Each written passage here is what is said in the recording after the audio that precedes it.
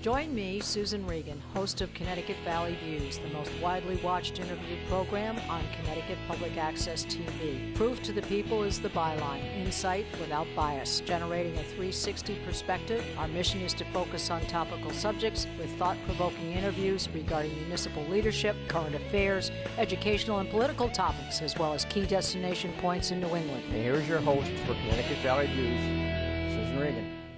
Hello, and thank you for joining me today. My guest is Dr. Samuel Buonocore. He's a plastic and reconstructive surgeon at St. Francis Hospital in Hartford, Connecticut. It's a pleasure to be here with you. Thank you. It's a pleasure to be here with you. This is a very interesting subject. I think in particular for women, we think about plastic surgery. Women like to improve things, but I'm sure you have a lot of men that come to you too. We do have some men.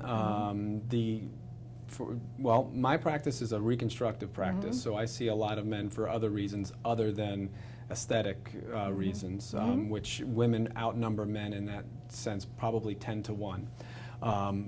But men don't come unless they have to. Men don't come unless they have to, but yes, there are, actually the men are making up the greatest increase in numbers of people obtaining cosmetic surgery. Yes, so the population of men is growing. Yeah, the perception of getting something fixed isn't quite as I think it's strange. changing, yeah. It's definitely it's changing. Now, how did you get into it? Obviously, being a plastic surgeon, you want to get into a medical field.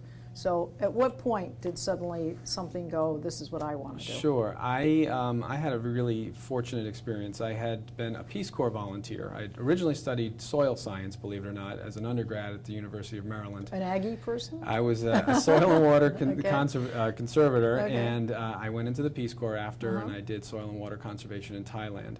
And when I got back home, I decided I was going to change focus and try to get into the medical field. And while in that process, it can be a long process. I had to go back to school and take various classes. I wanted to volunteer during that time. So a friend from college told me about a really cool organization down in Virginia, and we actually had a mutual friend down there at the time called Operation Smile, and they do wonderful. I think dentistry, but cleft lip and cleft palate work, craniofacial, basically all children with children and adults. Complicated stuff. So I was really fortunate. I went down to Norfolk to meet the founders of the organization, and within a week I was on a plane back to Thailand. I hadn't been there in 4 or 5 years at that point, but at that time spoke the language quite well. I wouldn't say that anymore, and knew the country very well and the people, and I was able to help them in Thailand, help build the foundation there, doing fundraising. It's very rewarding. It was wonderful. It was great. It was particularly for children. It was amazing to be able to change some people's lives and to be a part of that team. And the founders, Bill and Kathy McGee, are both incredible people, and to be able to work with them. So from that point, I knew plastic surgery was for me. And then I went to medical school after that experience, and then kind of, always in the back of my mind, wow, is anything really better than this? And nothing ever seemed to kind of match up to what that experience was like. So I went ahead and pursued plastic surgery as a career. So. And you've been here at St. Francis for how long? Over 3 years. I started right out of fellowship. I did my plastic surgery residency and then a hand and microsurgery fellowship at Yale. And I came up here and joined St. Francis Medical Group. And it's kind of interesting because I don't have any experience as a solo practitioner or a private practice plastic surgeon, which 90% of plastic surgeons, at least in the prior to this day and age, that was the model. So now, very interestingly, many different surgeons are joining large groups, and people are kind of deciding maybe solo private practice or private practice is not as not as exciting or interesting as potentially being part of a large group. There's a lot of... Plus there's, it's kind of experience and learning, and you can kind of share your discussions in particular. I think it's wonderful. I mean, I've got wonderful colleagues. There's an exchange going on. It's an exchange all the time, and you're not in a vacuum ever. Especially in our group, we've got a wonderful specialists from neurosurgery, orthopedics, breast surgery, you name it. They're in St. Francis Medical Group, and we can really work as a team to. Yeah, I think it's help kind of a people. learning thing, because when you can discuss with another doctor perhaps something that they've had, that they discovered as they went along, to be able to do that particular operation and make it that much better, I would think that's a wonderful opportunity. And that's not just doctors. We it's also the residents and fellows that come through here. Exposes you to more patients too. Yeah, that's right. A broader spectrum, if you will. And we're continually trying to learn and expand and improve. Well, here's a question. It seems pretty basic, but plastic surgery rolls off our tongue, but where's the word plastic coming from? So it's actually from the Greek plastikos, which means to mold or to form. And the first plastic surgeons were around 1500 BC. In India, way back that far, and it's amazing. You can actually read these texts, and the first plastic surgeon or surgeons were what we would consider were in India, and there was an unfortunate practice back then where people would be mutilated. So if you did something bad, you got your nose chopped off, and obviously it's got to be horrible to walk around without a nose. So there were procedures described at that time to reconstruct noses, and they worked, and it's still a principle that is used today in plastic surgery. So it's pretty amazing. So the plasty, to change, to mold, to form. Yeah, interesting. And I would think too that they would have accidents with whatever they were doing, or they would get into war and people were losing fingers and arms and things. So, and you mentioned war. War is always seems to be a time when plastic surgery kind of advances or jumps, and World War I and World War II were both times more recent, obviously, that we've. Yeah. Let me ask you, in your area of expertise then, what are the top 3 procedures? Maybe it might be different other than St. Francis, but from your experience, what are the top 3 procedures that you do? So I do more than others. I do have a hand fellowship and a microsurgery fellowship too. So I do see a lot of patients who have injured themselves, injured their hands, whether it's fractures or tendon injuries or amputations of digits. So I do a lot of hand trauma reconstruction. I see a lot of post-bariatric patients. And what's that, bariatric? So they've had massive weight loss. People, Gotcha. they have a gastric bypass or something, they lose 100 pounds. And although they've lost 100 pounds and their life is a lot better in many ways, they then end up with Excess sequelae baggage. of excess skin in lots of different areas. And it can be really debilitating. Rashes, hygiene issues. So lots of body contouring, lots of hand trauma. And I see a fair number of skin cancers and do various reconstructions for skin cancers. So that would even reduce your rate even more. I don't know, am I saying epidermis? Is that correct for skin? Yep. So if you've got all these folds, by the time you take those away, they've lost a few more pounds too. They have. It's typically not as much as you would think, and it's always kind of one of these things where we say, oh, I wonder how much this weighs in the operating room, and it's typically less than you think, but it's not so much the weight that you're taking off, it's shaping the skin and really giving people, you're taking care of their medical problems, their rashes and their hygiene issues, but you're making them look better, and therefore of course, it's a world of difference. And for they feel people. a lot better when they look better. A world of difference. All right, let's ask the obvious here. Well, one of the things that comes up when people talk about plastic surgery, you've got women who need breast reduction and women who want augmentation. Correct. Is it one more than the other? And the purpose of actually taking some of the breast away is because it creates back issues and things. Tell me your experience. So yeah, these are kind of on the, for one area, it's a complete spectrum. It's complete opposite on the spectrum. Obviously, you're augmenting the breast, you're making it larger, and almost invariably, that's a true cosmetic surgery. There are situations where people are born with a congenital abnormality, that they have a lack of a breast or a misshapen breast. And in that sense, yes, an augmentation with a prosthesis would be appropriate and would be reconstructive. Or even after cancer, right?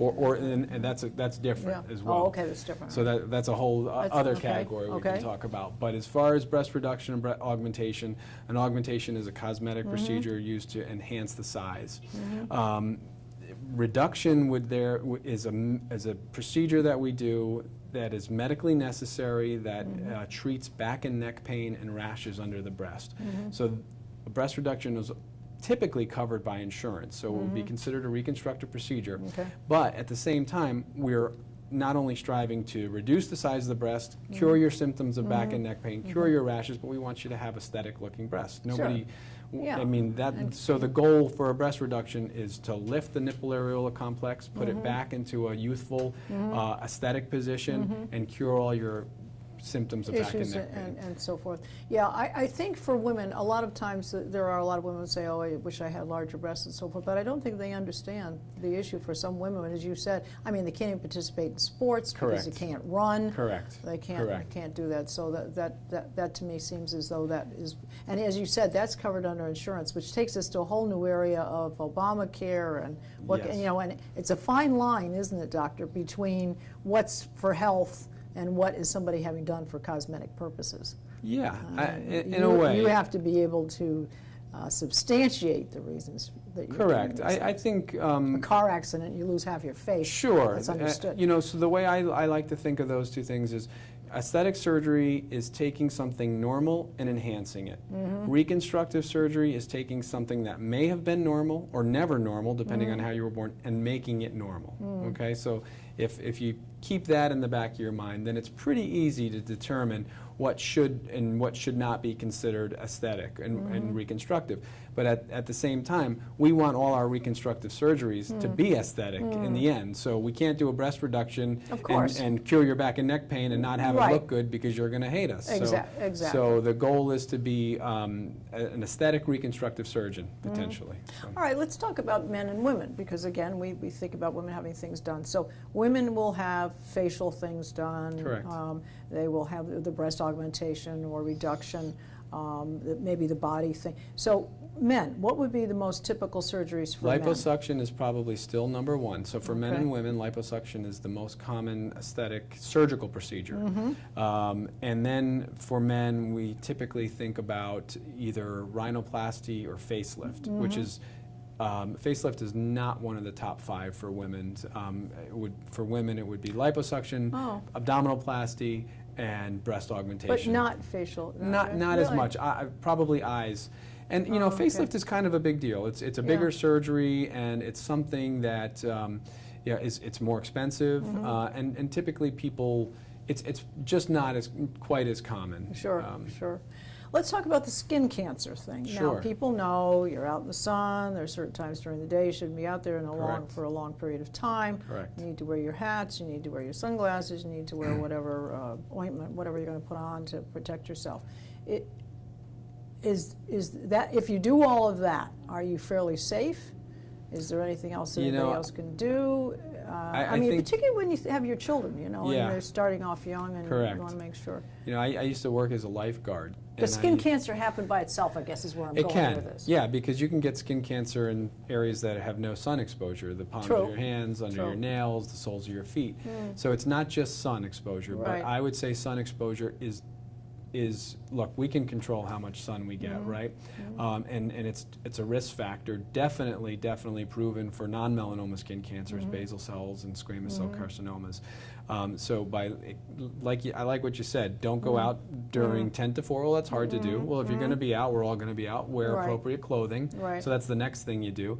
And then finally, you got to wear your SPF. So, and you want it to be a broad band and cover UVB, UVA, and you got to reapply it, and you got to follow the directions and all that kind of stuff. But yes, sun is a risk factor, and unfortunately, something that people may not have understood not too long ago was that tanning beds are also huge risk factors, and they're extremely dangerous. And there was a woman who was on TV. She was in the news, I think. I don't know what it was, maybe 2 or 3 years ago.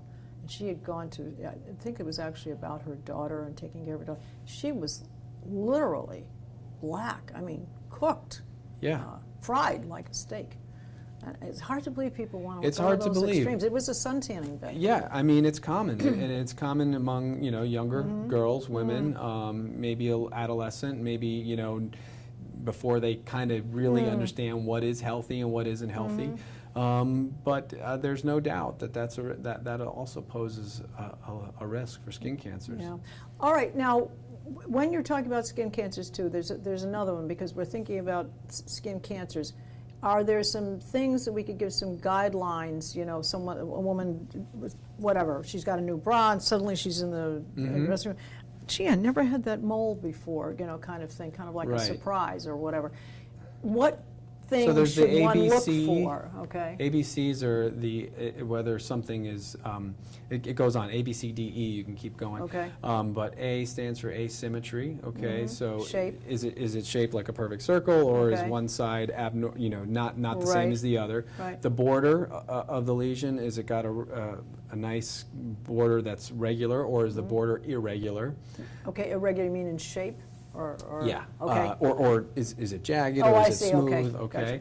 Gotcha. The color. So typically a normal mole, and this is a generalization. Yes, so, no, you know, but we want to give people some guidelines. Sure. You know, So if run to they're- the doctor, or it's Right. really nothing. Multiple colors is Okay. something to look out for. The diameter, we say it shouldn't And what be. different colors? Okay, so So brown, so red. let's say brown, and then a darker spot inside. Okay. Okay.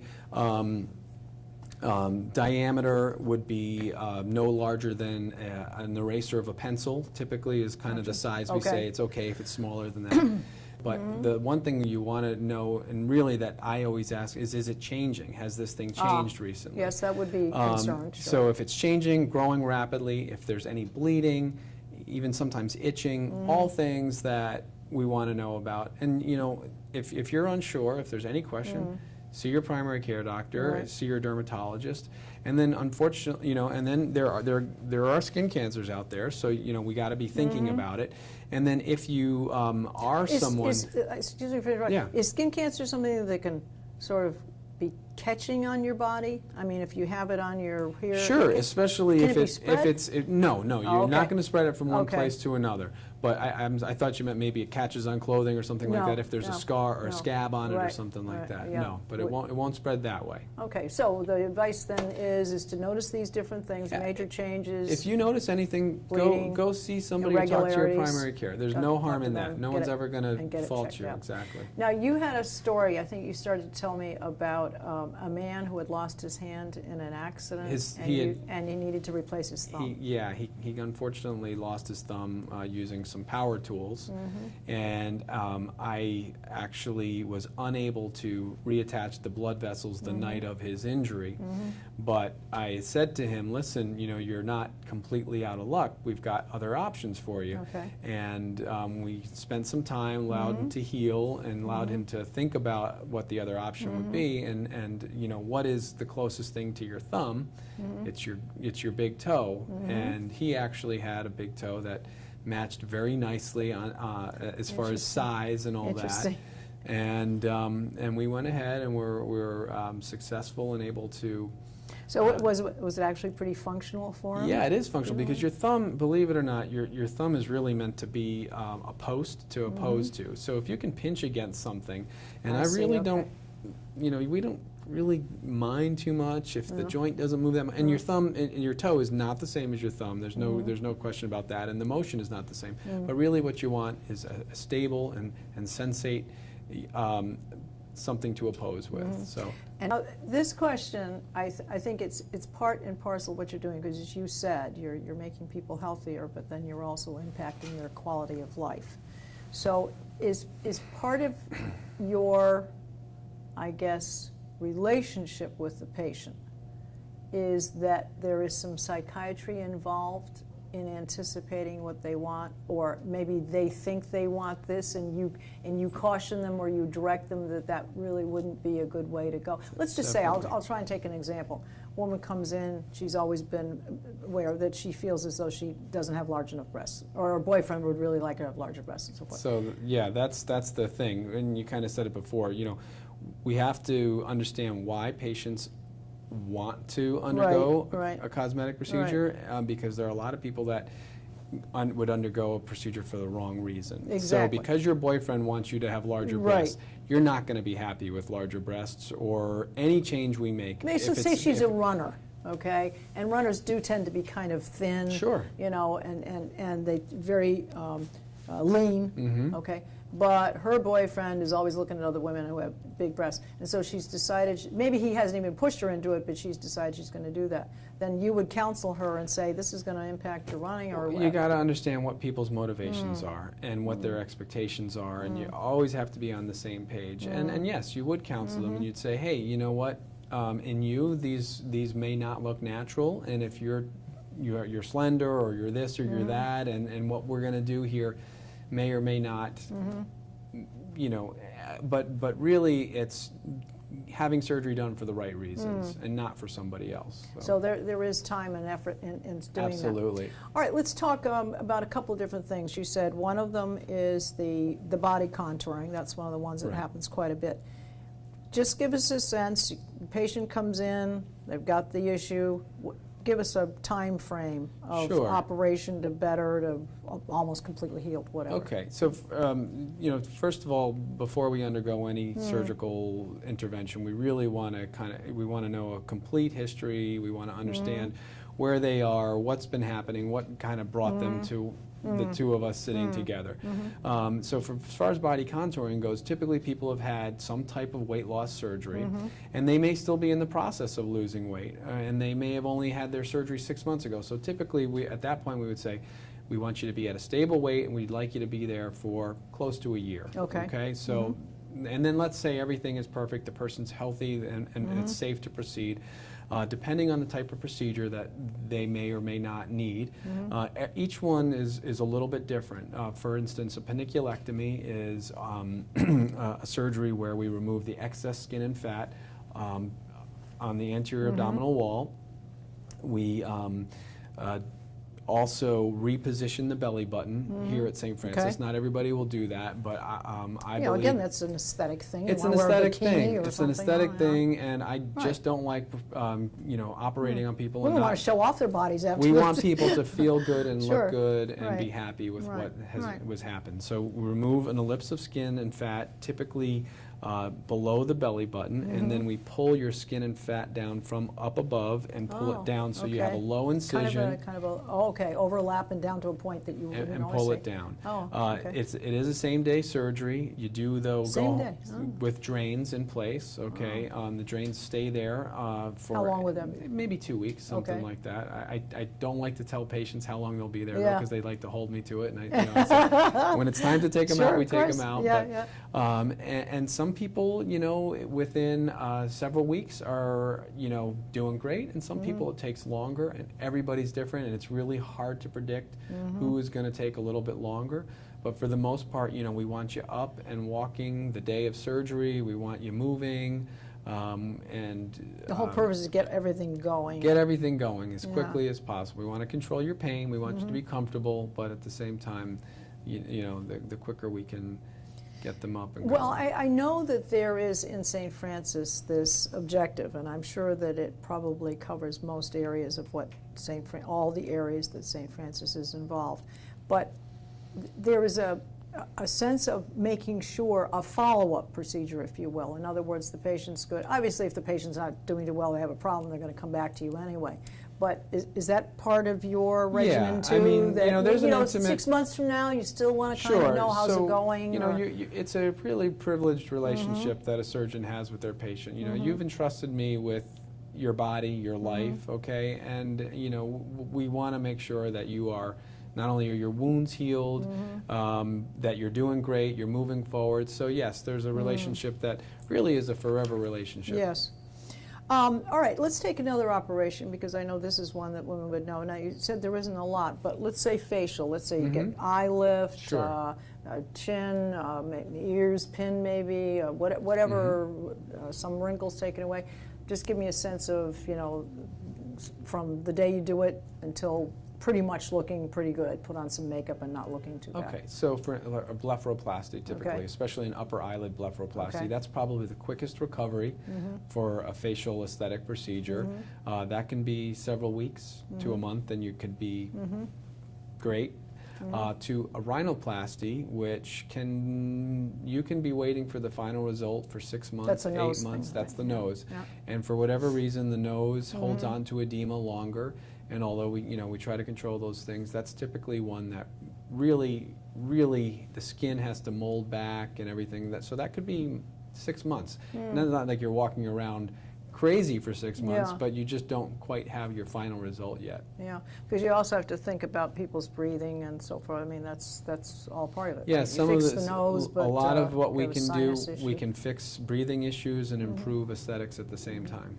What has been, I mean, do you have, besides the gentleman whose toe you fixed, now was that a creative thing on your part, or was that a solution that's been done before? That's a solution that's been done for a long time. It's never been done in St. Francis Hospital, but it's been probably around for 40 years. And I guess the question would be, has there ever been a time when somewhere in the middle of something you got a bright idea and it hadn't been done before? I think But it was very rewarding because you managed to Yeah, fix you know, it's funny because you think you have these bright ideas and Yeah. then you go look back and then you find out that somebody thought of it again 20 years ago or Yeah, something like that. yeah. But, you know, I'm constantly trying to, you know, think of Yeah. ways that we can help improve Yeah. outcomes and various surgeries. And well, it's a very broad field. You said it's a very rewarding field, and I think, as you said, the fact that you are making quality of life people. I mean, everything about this hospital is about getting people up and well and going, and giving them better quality of life. But yours, I think, takes it one step further. We definitely do. Because this is particularly for women, and even more so, men are admitting they'd like to have something done to make them look better. And I think for you, that must be just one of the best gifts you could get. It's a wonderful feeling when somebody comes back and they're just thrilled. Yeah. Oh, I'm sure it is. You know, it just makes your day, it makes your week when, you know, people are really just pleased that they, you know, they put your trust in you and you came through for them. Well, you obviously had a very rewarding time here at St. Francis, and I would just like to say that I think you're very fortunately placed. This is a great facility. It's got a phenomenal way about it. I think that it takes the sense of the team and the family that St. Francis is and extends it out to its patients. And I think that we need to note that, folks. So let me just ask very quickly, the St. Francis website is stfranciscare.org. And then you had another website, ASPS? Yeah, that's the American Society of Plastic Surgeons. Okay. Their website. It's at www.plasticsurgery.org. It's a great resource for patients. It goes over procedures, it goes over healing times, costs. I mean, you name it, there's wonderful information there. Great prescription for the end of our program. So I do want to thank you very much, you. Doctor. It was a pleasure to speak to you. And I'd like to remind you that you can see all of our programs on our website at www.connecticutvalleyviews.com. This is Susan Regan. Thank you for joining me and bringing proof to the people.